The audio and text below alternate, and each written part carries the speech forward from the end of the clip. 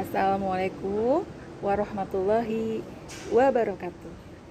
Teman-teman, apa kabar semuanya? Alhamdulillah, kita semua dalam keadaan sehat, dalam lindungan Allah Subhanahu wa Ta'ala. Selamat datang di kelas 6. Jumpa lagi dengan kami, wali kelas 6 A, B, C, D, E, dan F. Oke, teman-teman, yuk kita masuk ke materi tema 6A, subtema 1, pembelajaran 1. Oke, temanya tema 1 ya, yaitu tentang tumbuhan sahabatku.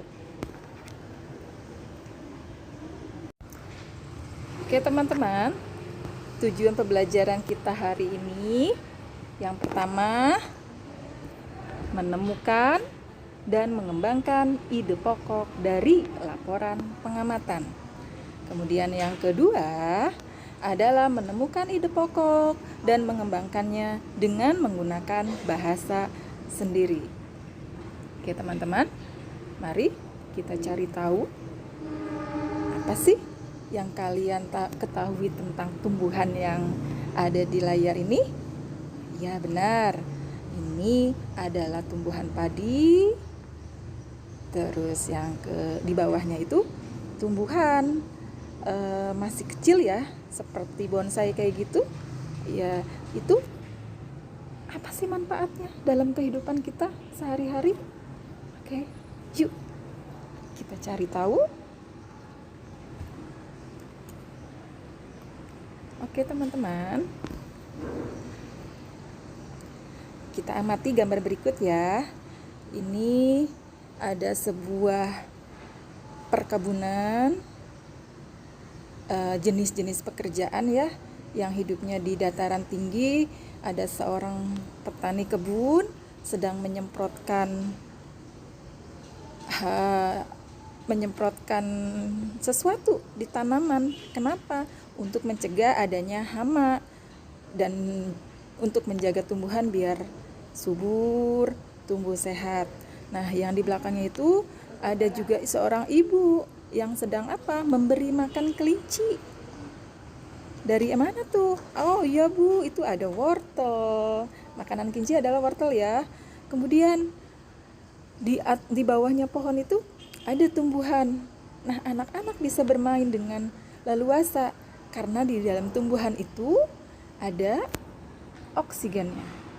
Yang kedua, ini gambar ada tumbuhan bisa tumbuh karena mendapat sinar dari matahari, dan proses terjadinya fotosintesis itu yaitu cahaya matahari. Nah, dari cahaya matahari itu diproses menggunakan zat klorofil, terus air menghasilkanlah oksigen. Dan fungsinya untuk apa tumbuhan kalau sudah ada oksigen? Yaitu untuk menghirup udara yang segar, bisa untuk berteduh. Kemudian ini dari tumbuhan juga yang tadi sebagai bahanan pokok, yaitu untuk menambah energi atau sumber makanan kita sehari-hari. Oke teman-teman, ada juga nih pohon-pohon yang tinggi, biasanya ada di hutan. Ya, itu dikenal dengan paru-paru dunia.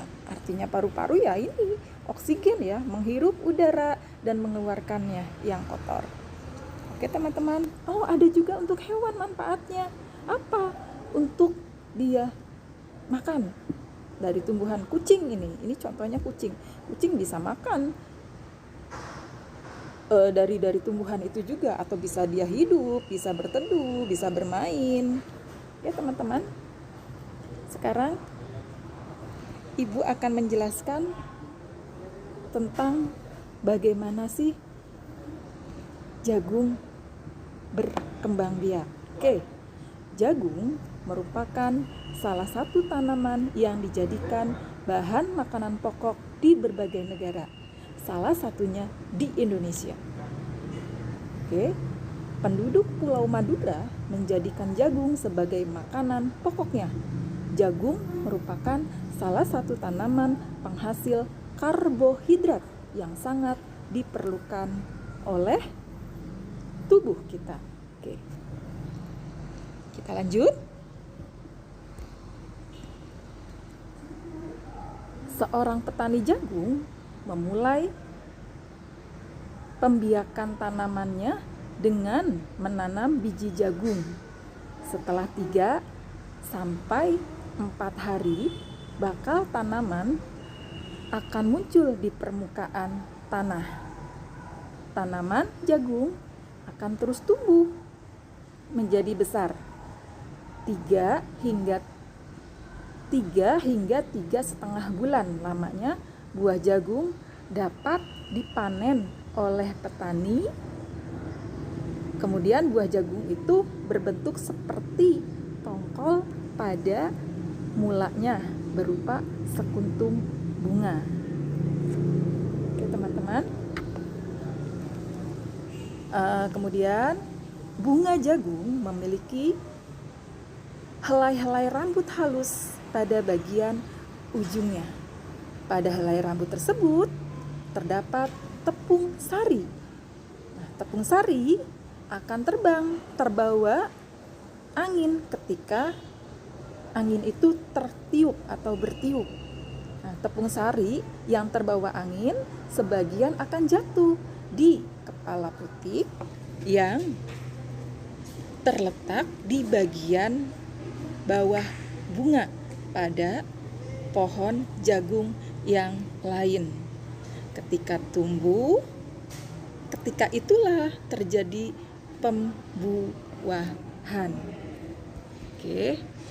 Nah, setelah terjadi pembuahan, bunga jagung tersebut terus berkembang hingga menjadi buah jagung. Kemudian, perkembangan itulah yang dapat diamati dari waktu ke waktu. Buah jagung siap dipanen ketika rambut jagung sudah berwarna kecoklatan dan bagian tongkolnya sudah mengering. Apabila buah jagung tersebut dikupas dan diperlihatkan biji jagung yang kekuning-kuningan, bagian yang dimakan oleh manusia adalah biji jagung. Supaya jagung selalu tersedia sebagai bahan makanan manusia, maka petani juga harus menanam kembali sebagian biji jagung dari hasil panen yang tadi. Biji jagung yang tua dapat ditanam kembali dan dari sinilah akan dimulai lagi perkembangbiakan jagung.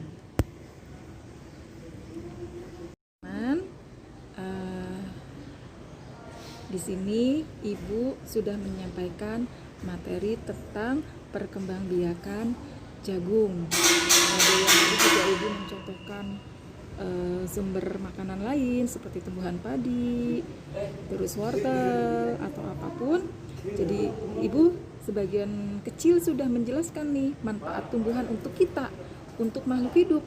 Makhluk hidup itu ada manusia, ada hewan, dan tumbuhan itu sendiri. Oke teman-teman, sampai di sini. Kurang lebihnya Budila mohon maaf. Tetap semangat, dalam keadaan sehat, jaga kesehatan, selalu berdoa mudah-mudahan kita dalam keadaan sehat dan dalam lindungan Allah Subhanahu wa taala. Demikianlah materi yang Ibu sampaikan, kurang lebihnya Ibu mohon maaf. Wassalamualaikum warahmatullahi wabarakatuh.